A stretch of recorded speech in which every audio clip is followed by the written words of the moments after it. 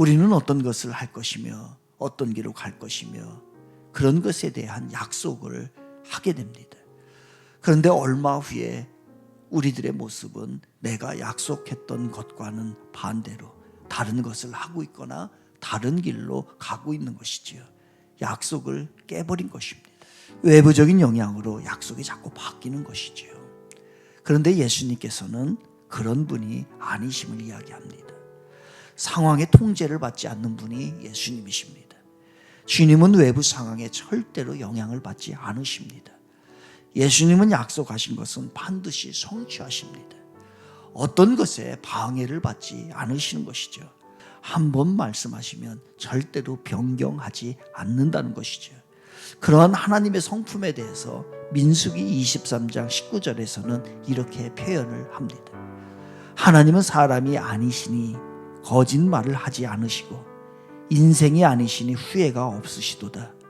어찌 그 말씀하신 바를 행하지 않으시며 하신 말씀을 실행하지 않으시랴.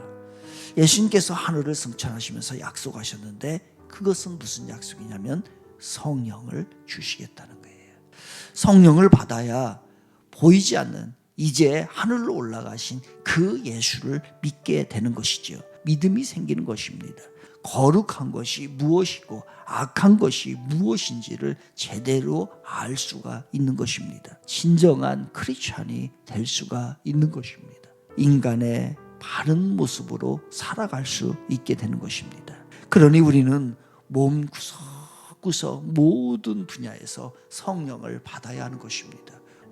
우리는 말과 행동으로 죄를 지을 수 있습니다. 그러니 성령 충만해야 죄를 최소화할 수 있게 되는 겁니다. 그래야 변화된 모습으로 우리가 살아갈 수 있는 것이지요. 성령 하나님은 우리 모든 약한 부분을 도와주십니다.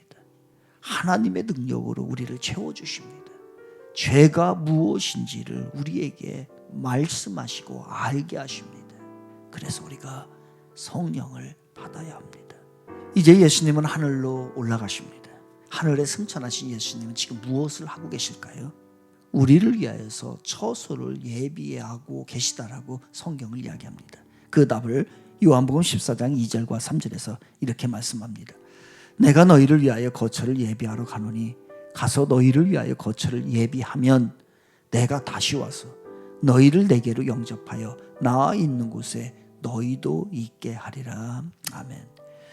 그 집이 다 완성이 되면 이제 우리 주님이 우리를 데리러 오시겠다는 것이에요. 그렇게 하시겠다고 말씀하시면 반드시 그렇게 하십니다.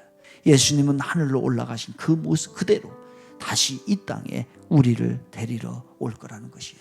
그분이 코로나로 인하여서 어렵게 살아가고 있는 오늘 우리들에게 이렇게 약속을 하십니다. 내가 사망의 음침한 골짜기로 다닐지라도 해를 두려워하지 않을 것은 주께서 나와 함께 하심이라. 주의 지팡이와 막대기가 나를 안위하시나이다. 주님이 약속하십니다.